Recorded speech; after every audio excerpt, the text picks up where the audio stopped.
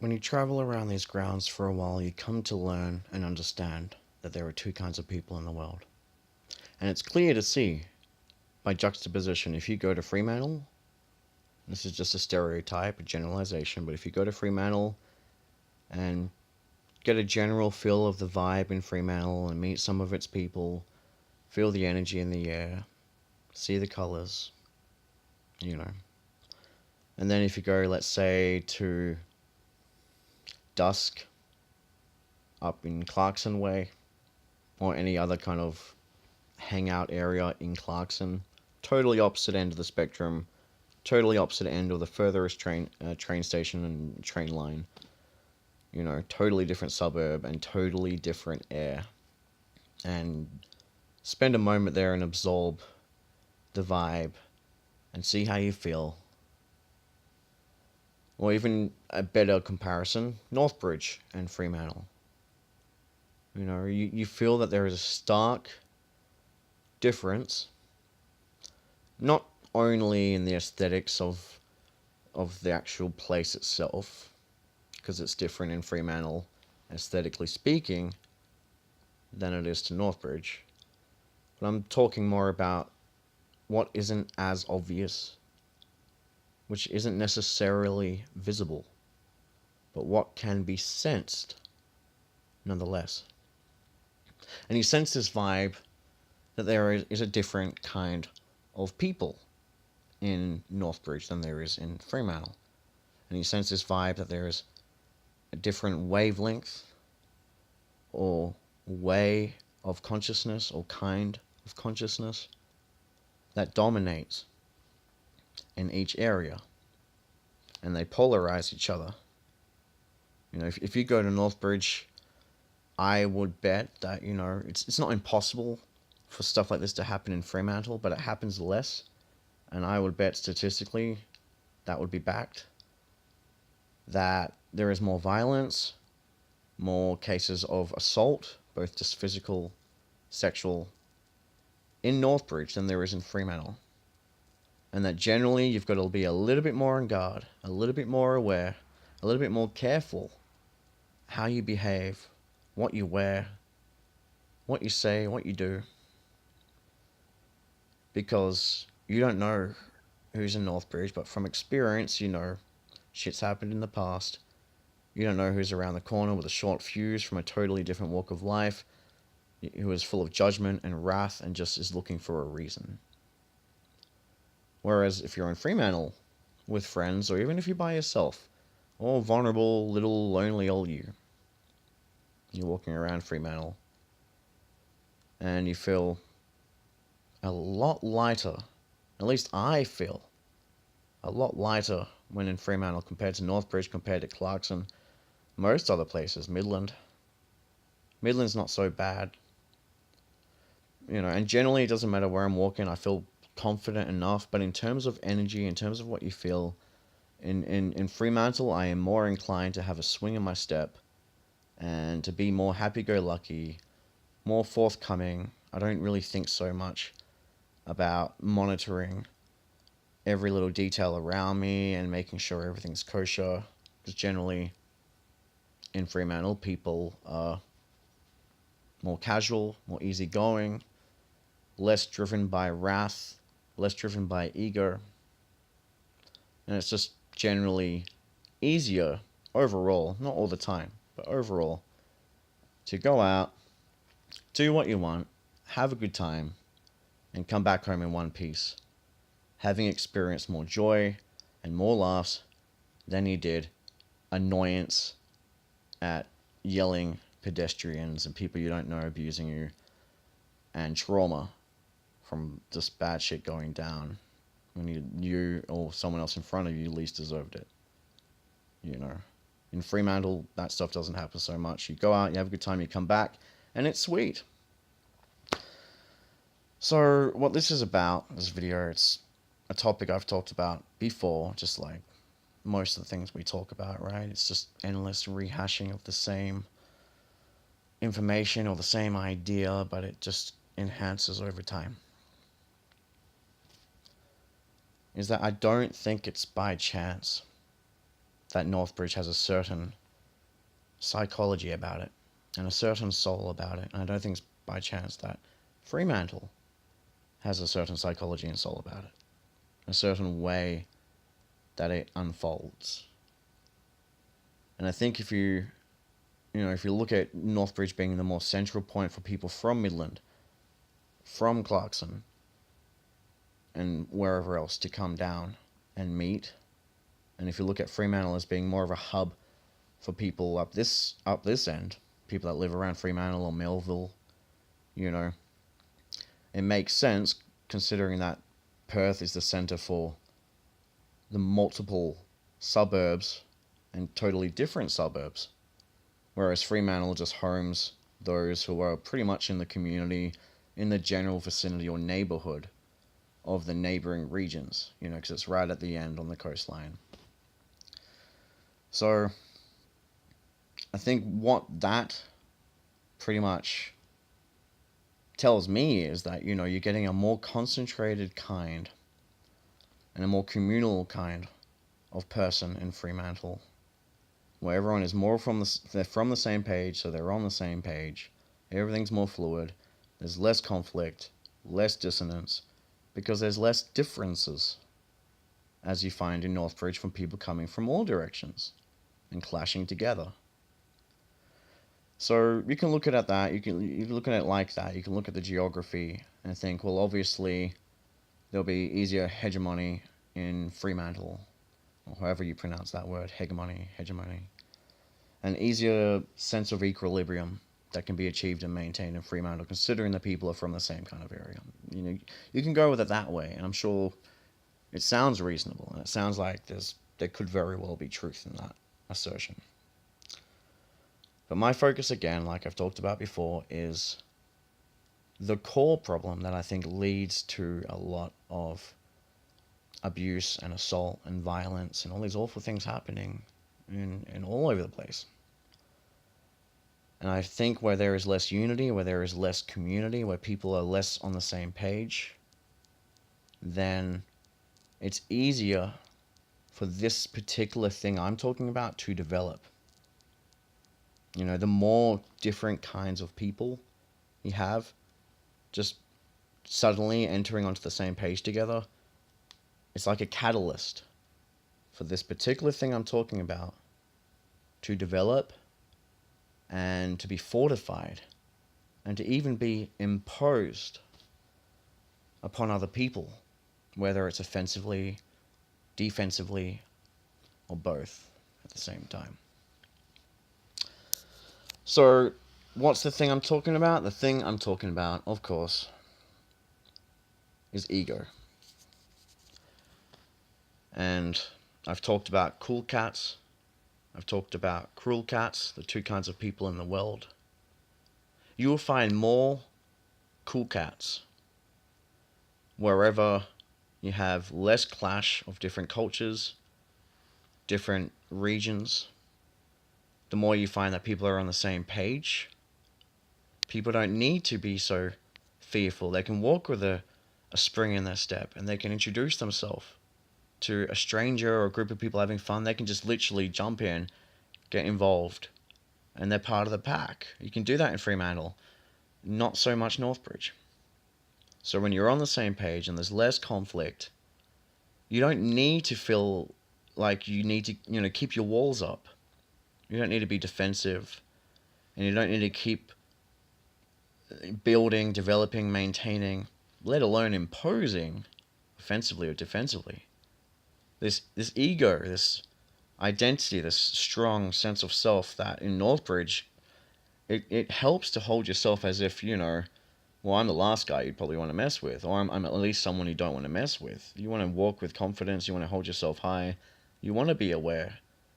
And it's that fear, whether it's because of differences of people coming together on the same page and it hasn't been mediated effectively, you know what I mean, or it hasn't been, the setting isn't tailored to accommodate to everyone equally, or whatever the reason.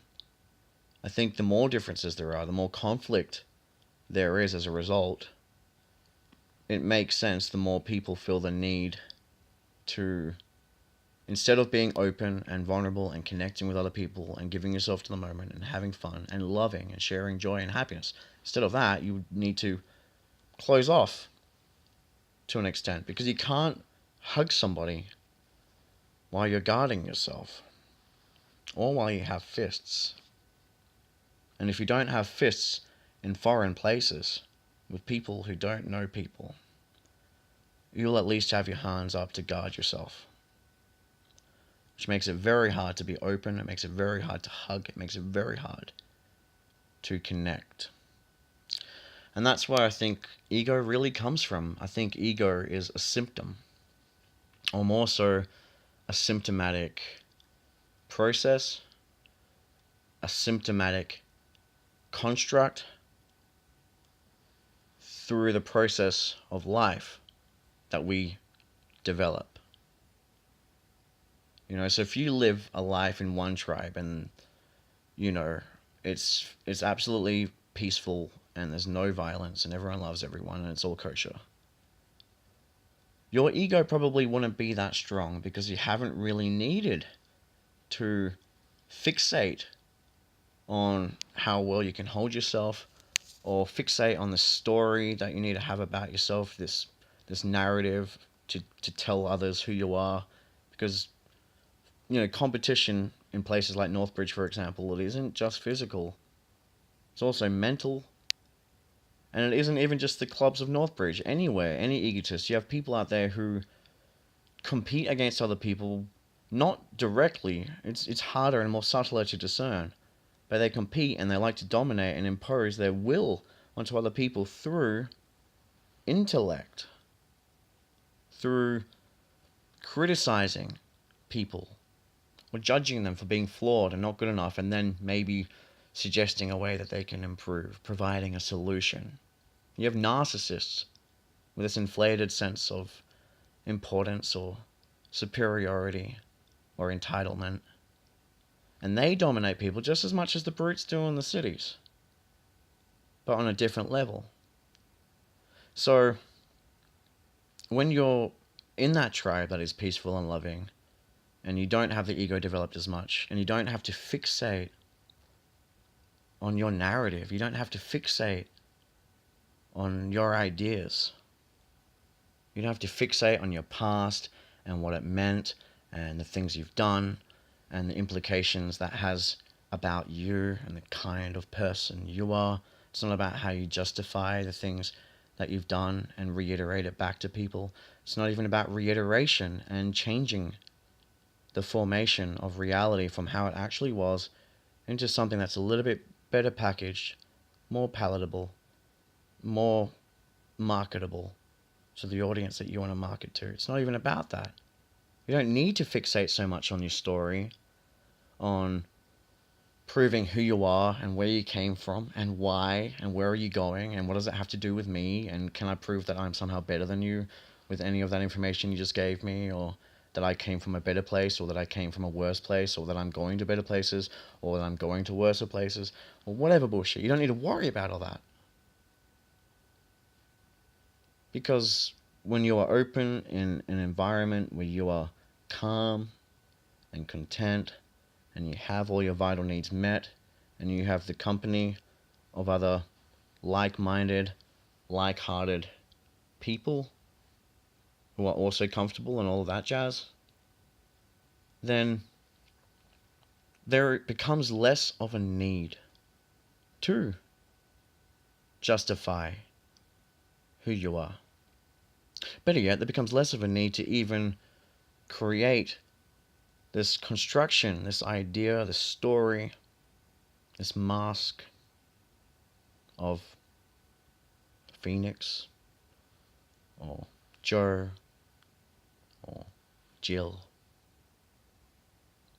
Who you are doesn't matter so much when you really open yourself up and allow yourself to be present and truly connect here and now, not in thought, not in the past reflections, not in the future anticipations, but in the present. When you're truly here and now connecting with people, everything becomes timeless, and the who go straight out the window. And what you become, instead of some construct, instead of some who, what you become is possibility. Possibility. You become possible. Whatever you happen to be at the time. When you give yourself to the moment and you let yourself align and you let all the pieces just fall together without deliberation, without controlling, without anticipating at all, and you just go with the flow and shit just comes together, the ego is nowhere to be seen. And instead you become part of a moment. You become part of a moment in which there is possibility through you, through every other person in that moment. There is possibility acting out. There is possibility unfolding. There is possibility manifesting through you as a manifesto, revealing the hidden divinity in everything, the hidden hand controlling you when you submit and give yourself to it.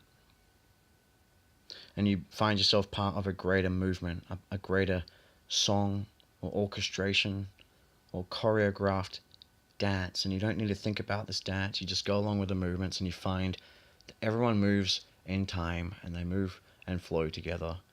And it just works and it's just divine. And I'm sure most of you, if not all of you, unfortunately, can relate that there are times in your life where you have felt so in sync with the people around you and the environment around you that you forgot about yourself, and it felt divine.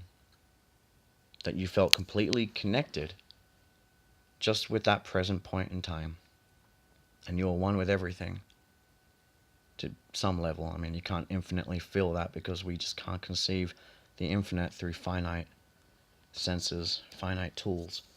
But you can get an idea, you can get enough to even know, without being able to ever provide proof, possibly ever to be able to provide proof, you just know that there is something deeper there inside that unifies us.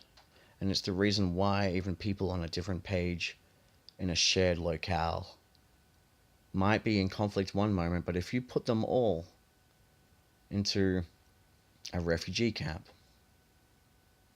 or if you put them all into any kind of enclosure that isn't a nice environment and everyone is being mistreated and it's shit and it's horrific and traumatic and fucked and no one wants to be there, all these people in 100 different tongues, all praying to a different god, all crying in a different language.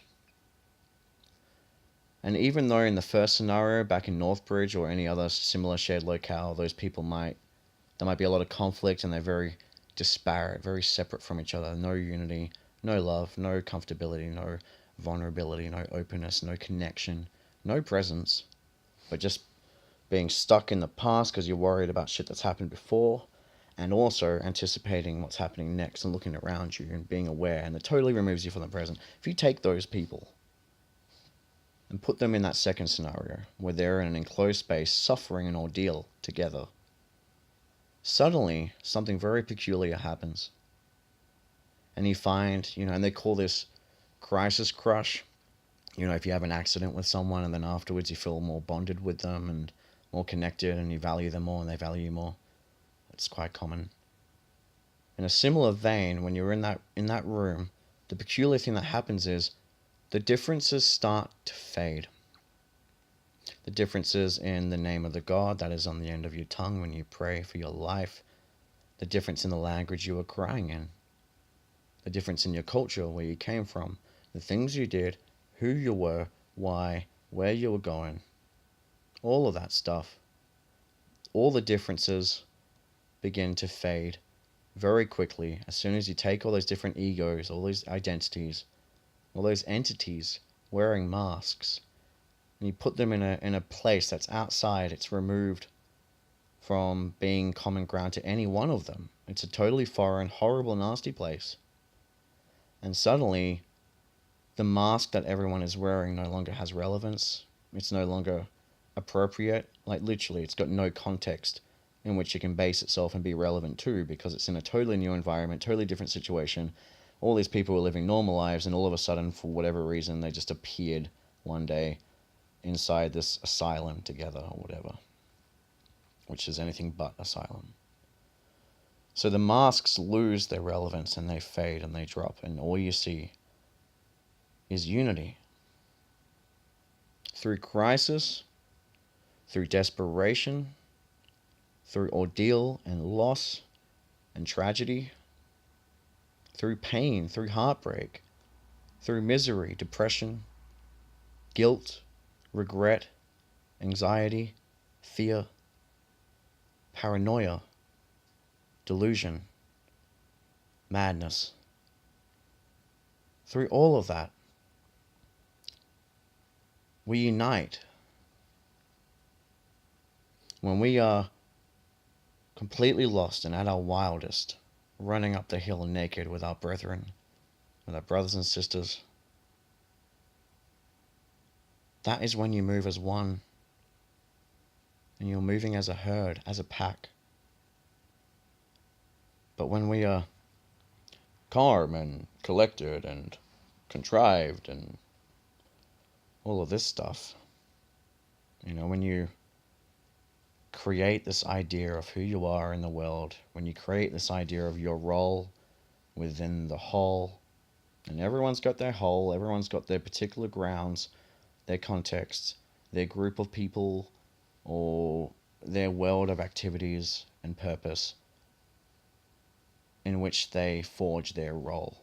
Because that's what it's about. It's about you having a role, because you do have many roles, I'm sure, within the whole. And I'm sure, I would bet that your role changes every time you move into a different part of space and time, into a different whole. And when I say whole, all I mean is your surroundings and the people in it. Every time you enter a new room or a new part of the world, and you have new surroundings and new people, which is all the time, because even if you visit the same people over and over, it's always a new occasion. People are always changing, even if you don't notice it. When you enter that, where's the point I'm going with this?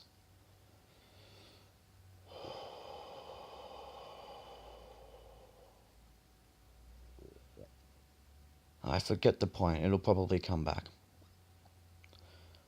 But the point is, it is through abandon of, sometimes of hope, an abandon of faith, an abandon of a worldview, belief system, a way of interpreting information, abandon of a lifestyle or habit,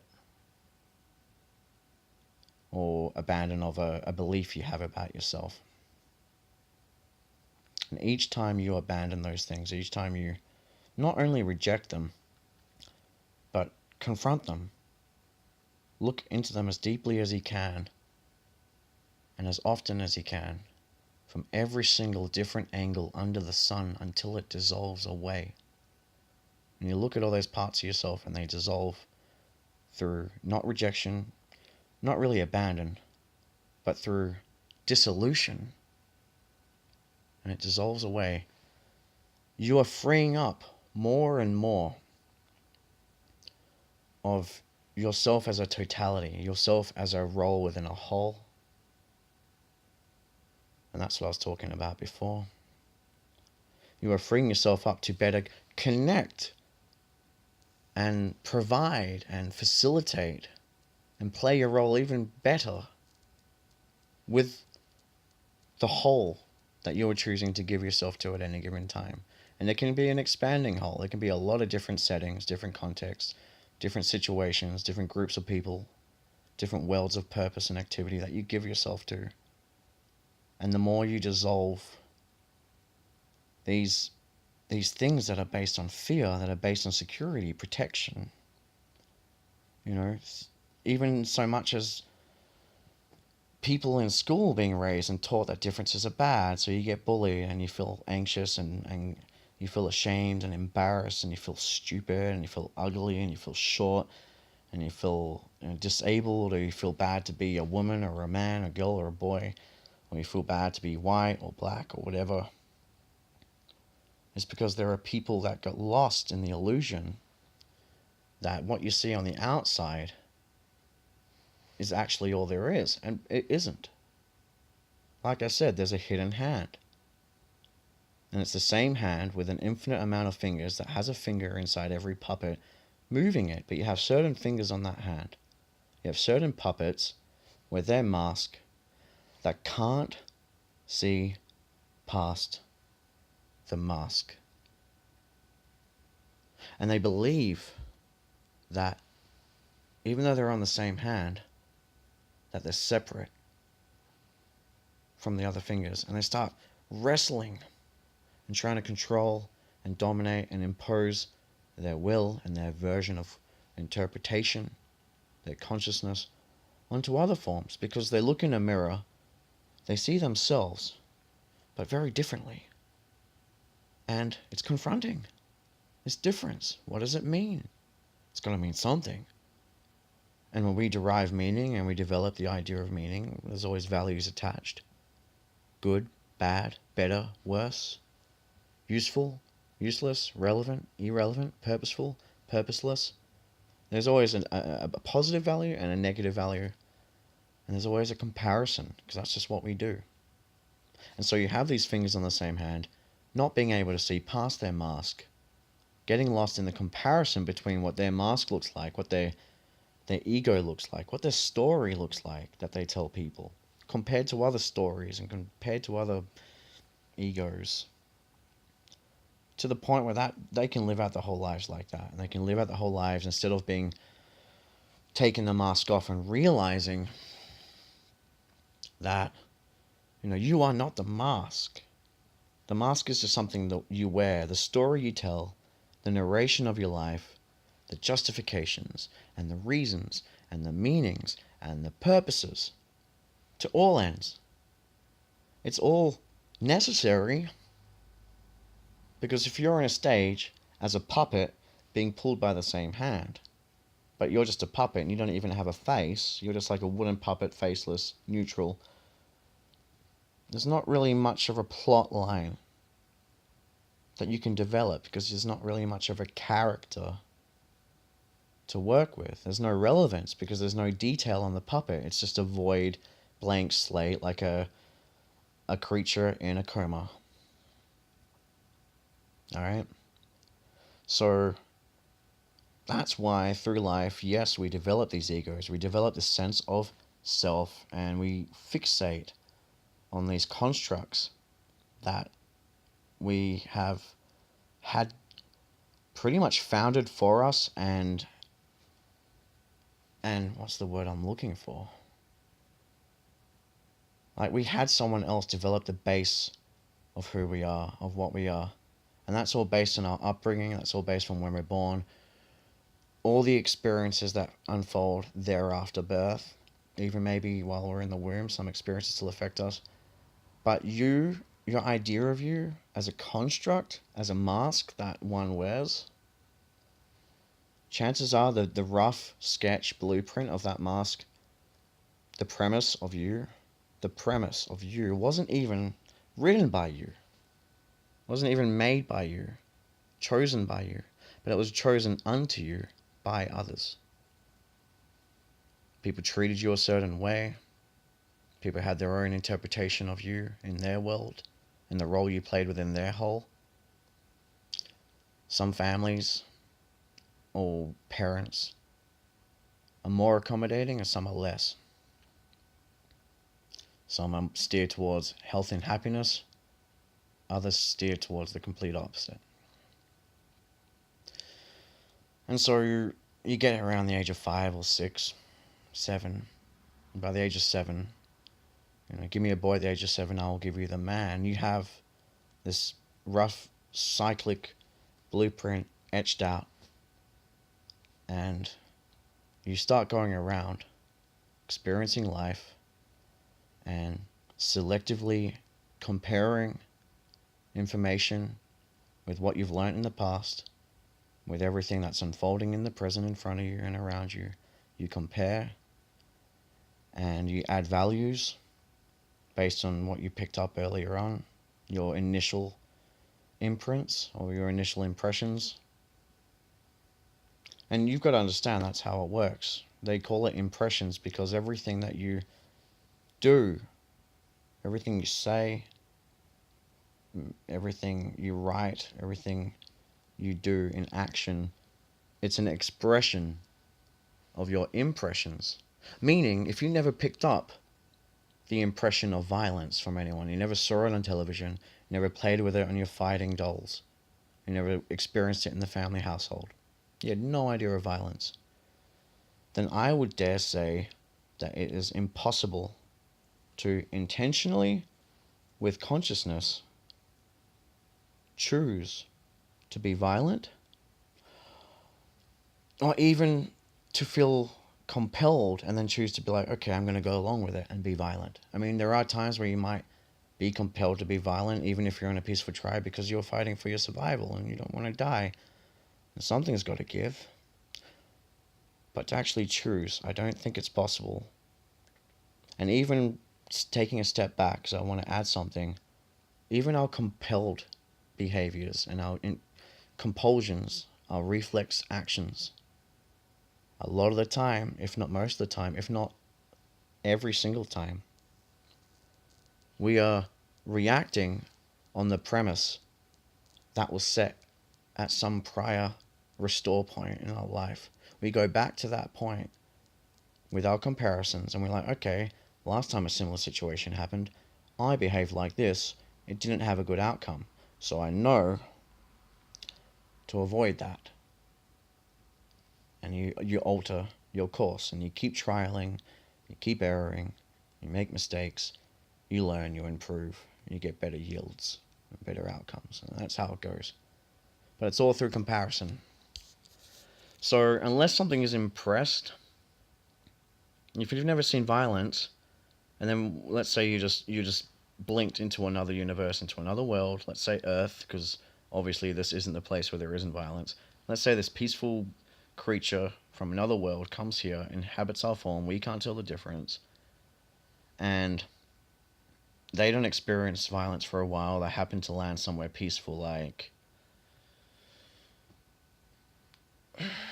no place on Earth comes to mind, but they land somewhere peaceful, some foreign island somewhere.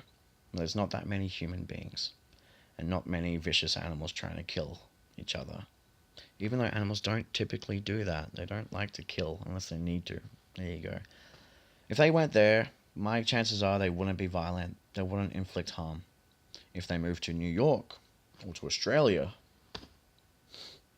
they would at first be confused because they have no comparisons for violence, and then they would get it impressed upon them to the point where when finally somebody arcs up at them and starts pushing them, they might choose just to raise a fist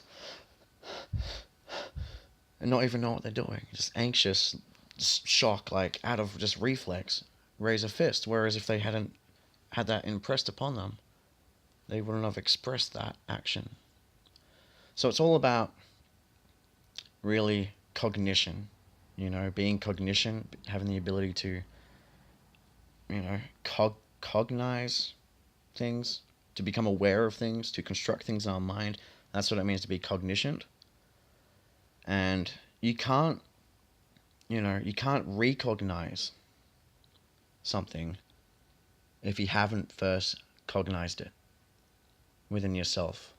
Meaning, unless you have become aware of that thing and had it imprinted upon you and impressed upon you at some point, it's impossible to recognize it because you haven't cognized it at all. It's never gone through your mind. So when you see it happening elsewhere, you can't recognize what's going on. You can't recognize that behavior as being violent. You don't even know why it's happening because there's no comparison. You never cognized it. So everyone shapes up differently. Everyone has different backgrounds and they come out differently thus. So even if they're in the same areas,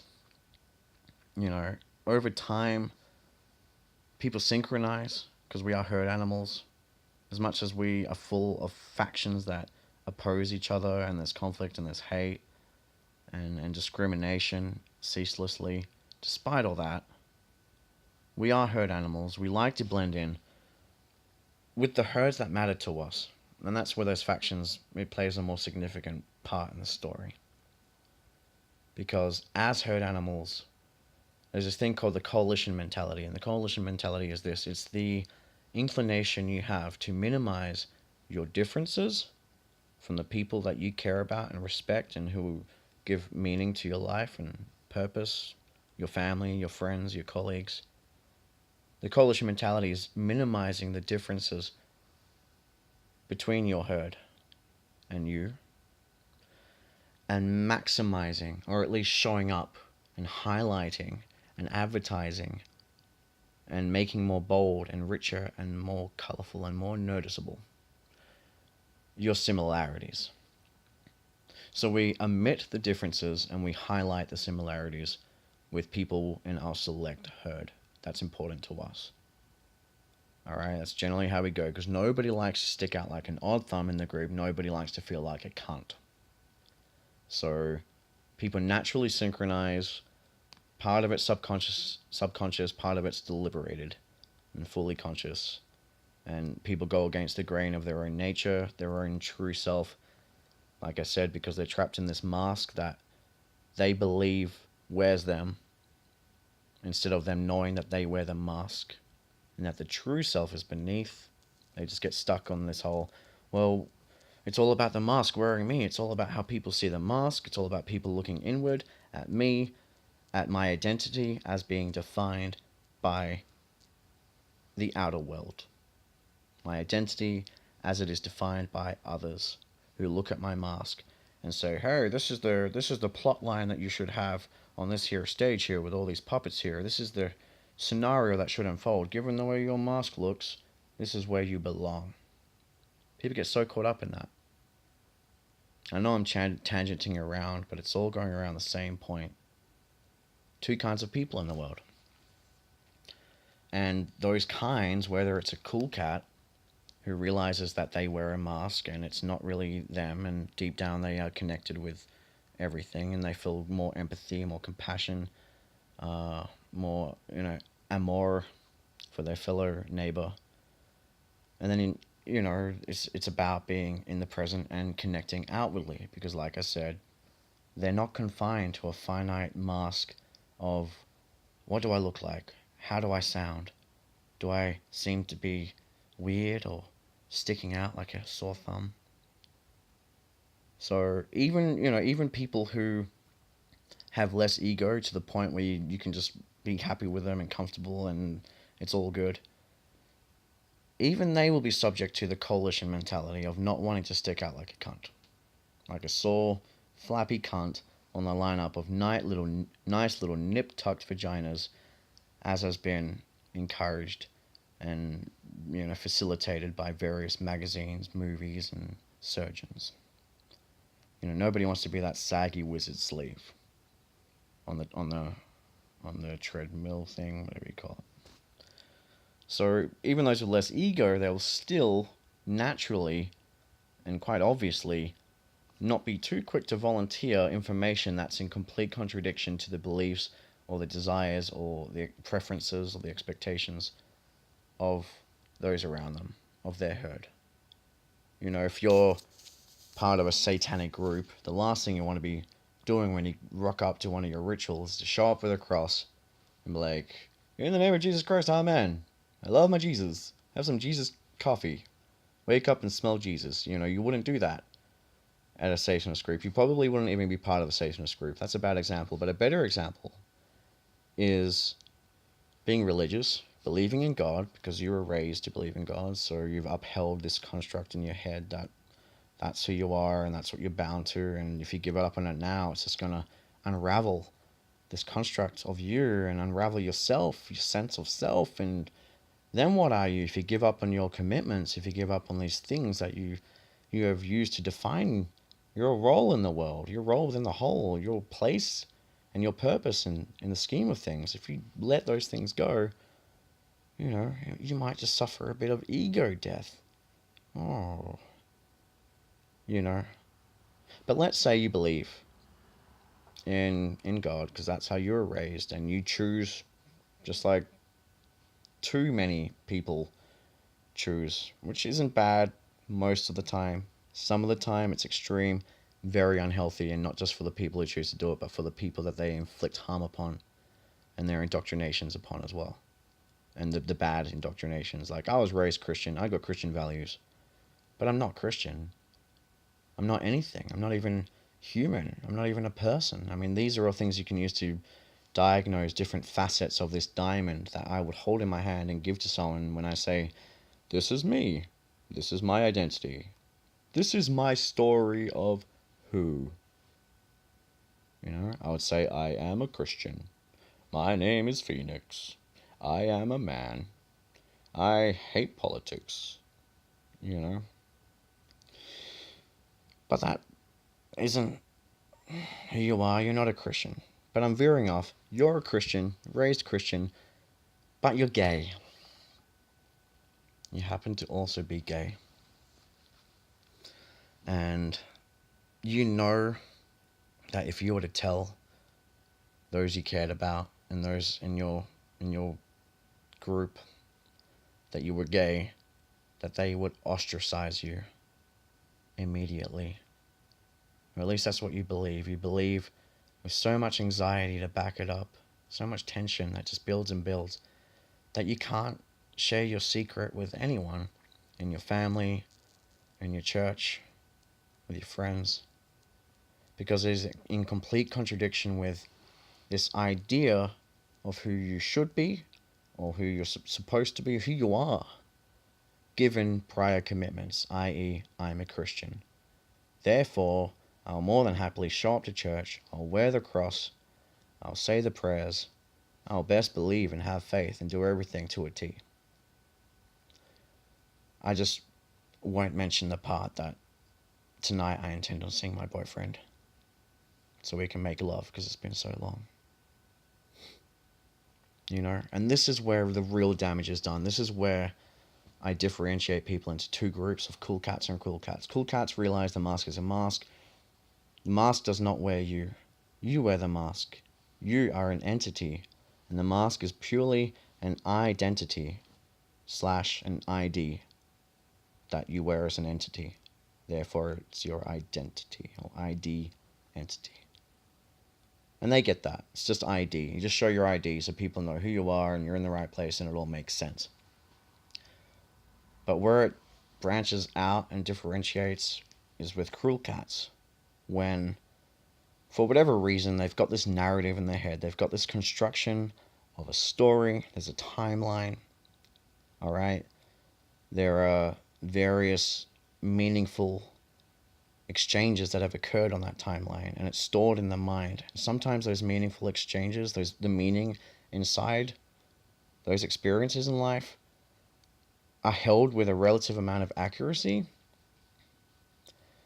but a lot of the time interpretations themselves can change over time as we forget certain information while we selectively focus on and enhance other bits of information. And that's once again through comparison based on what we have been most primed to look for from the onset of our development.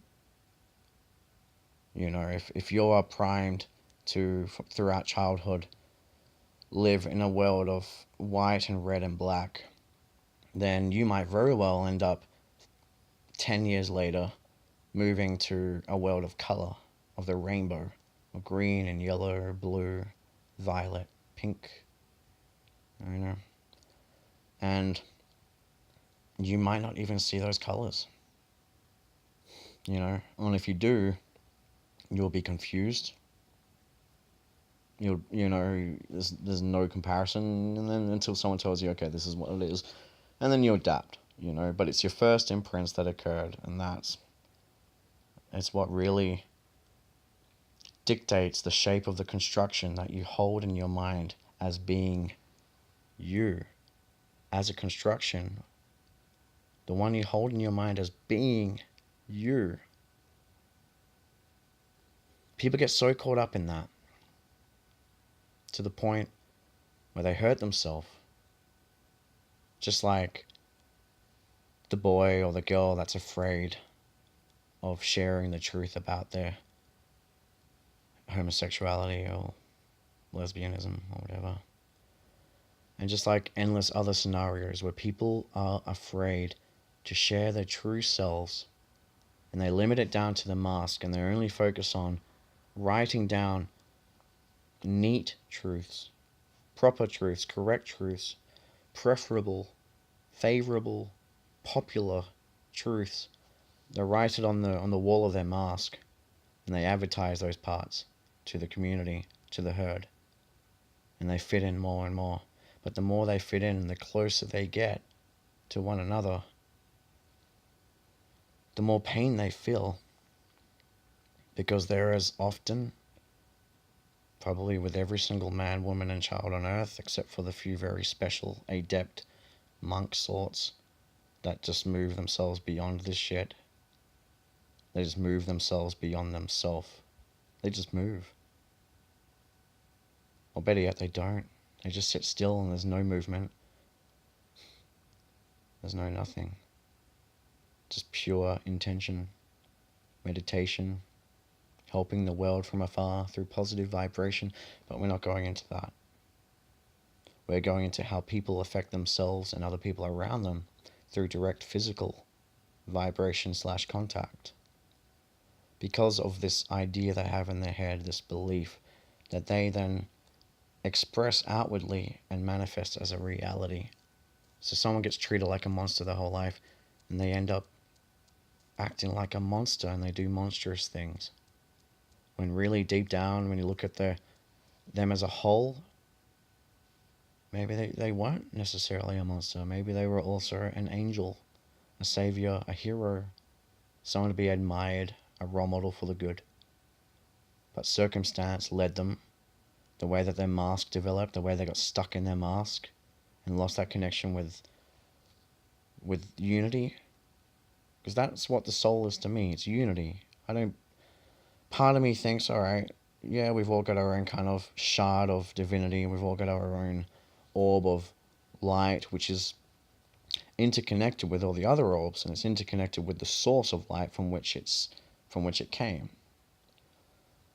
But we've all got our soul, and we develop it through different incarnations, and we purify it, just like in alchemy. We fall apart, we come back together, we fall apart, come back together through many different lifetimes until we get it right, and until we produce the gold, so to speak, the philosopher's stone, and until we earn the power that comes with the responsibility of playing God, instead of just playing God's objects, instead of just being stuck in God's mirror, or physical, or more so metaphysical, holographic matrix that God, just through this simple act of willing, imagines himself and all his components through. Like that's the level where I quite often go, or more so that's the level where I constantly come from. And there are times where I get trapped, in ego, and it's not too often and usually not for long, but typically in times of heartbreak, insecurity, because I'm still human, being that I'm part of society, in a way, I'm not really forced to do anything, but I'd like to play along with the narrative. You know what I mean? I'd like to feel like, not necessarily that I fit in, but that I belong.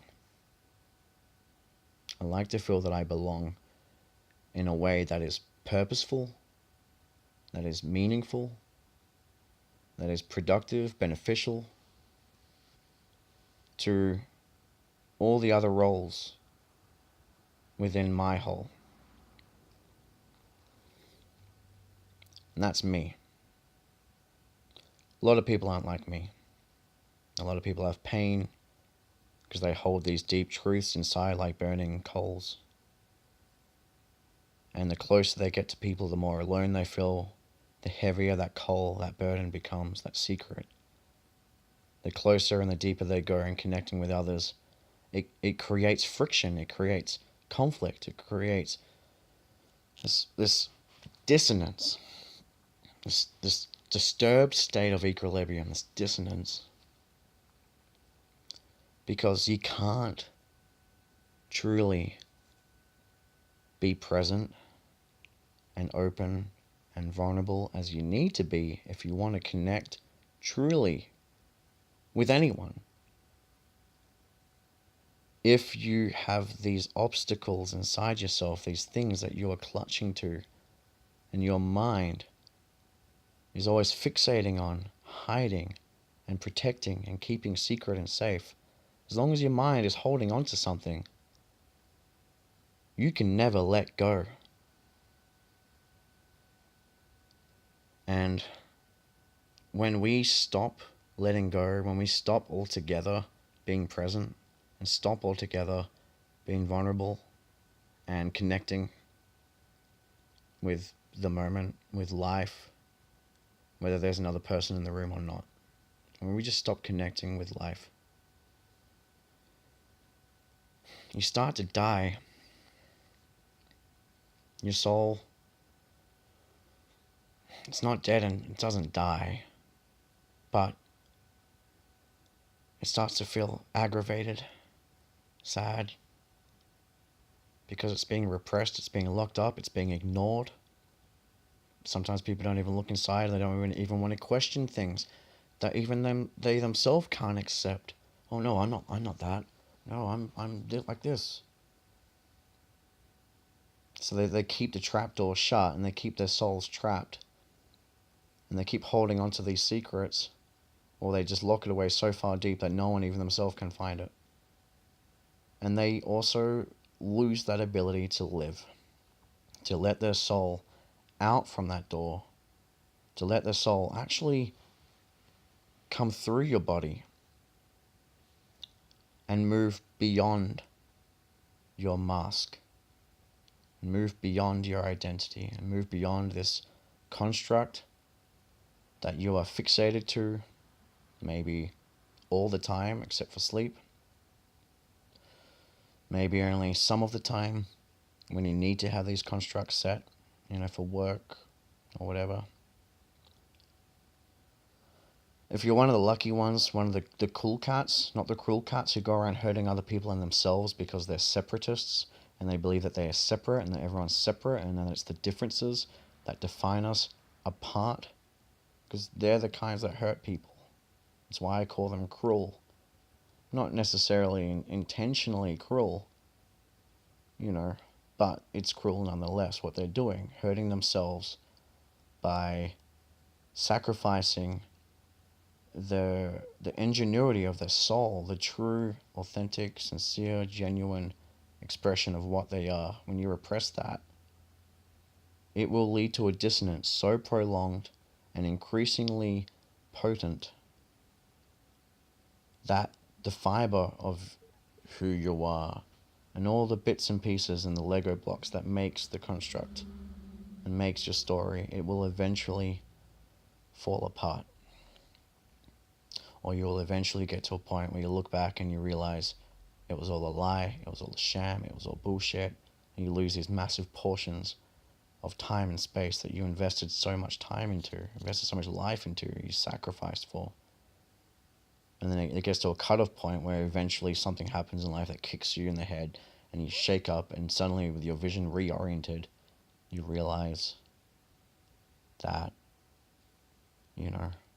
I wasn't seeing things clearly, or how I saw things before in my previous life was wrong. And I no longer believe those things. And I no longer choose those thought forms, those ideals, those convictions, those beliefs to represent what I feel right now. I no longer choose any of that stuff. Those past experiences, the stories I made, all the justifications and explanations and the reasons, just so I can help you identify my entity, my ID. It doesn't.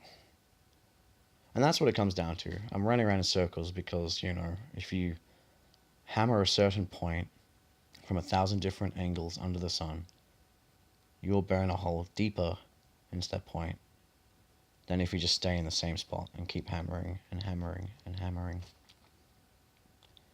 So we're all circling around here, back and forwards, in this tangential, hour-long exploration of, I guess, in an overarching sense, it's about what it means to be human, maybe. What it means to be a person, at least. But really, it's about happiness and health, and it's about sadness and sickness, and it's about your soul and unity, and it's about your mask, your physicality, your image, and your individuality. People decorate and they embellish and they adorn their masks with all exotic, rare kinds of materials, substances, colors. And it's all to compensate. It's to compensate because the colors inside aren't getting out. On some level, they're being repressed in some real significant way. And so some people, they're pushed to go to extremes, get plastic surgery, or try and achieve a certain set of achievements. You know, they got to do something physically. They got to act and say and speak and move in such a way throughout such a process until it reaches a climatic, conclusive point where suddenly they can perceive that there's an outcome and that action happened, that accomplishment happened. And they need that, they need to do that so that they can paint their way into existence, paint their story, paint their idea of their self that they can represent, so that everyone's got a picture to show and tell. All I'm saying is that the more you hide inside, the less colors you're going to have in your picture, and you can try and splash colors on your picture from the outside. But guess what? When you throw that canvas away, or when you dip it in the rain, and when you give it its baptism to be cleansed, and then the rebirth occurs, or reincarnation, whatever, all the colors on that canvas, if you got those colors there from the outside by adorning and embellishing and decorating your ego and this story, this image of you, if you get the colors from the outside, guess what? They're going to wash off. Whereas if you actually developed the picture from the inside out, much like a photograph, the picture's already there.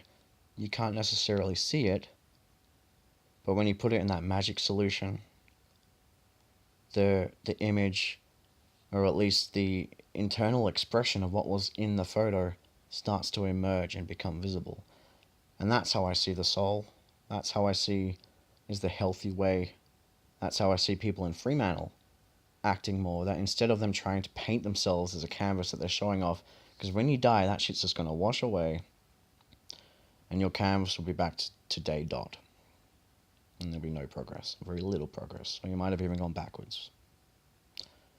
You know, whereas if you develop like a photograph, and you know that there is a bigger picture uniting all of us. We are just pigments on a painting, puppets on countless strings tied to the same hand. And when you accept this, the colors of your soul, given any role that you happen to have in the whole at any given time, naturally emerges in the most perfect and appropriate and suitable and beneficial way for the big picture.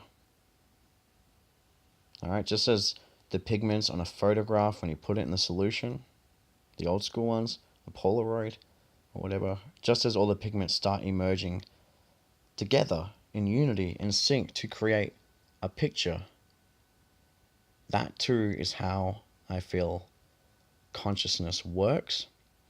And you are either closed off to consciousness and letting it flow through you and move you in unison with unity and soul, or you're letting the mask wear you and you're nothing but a pigment. And that's the hour. Cheers for listening. Peace out.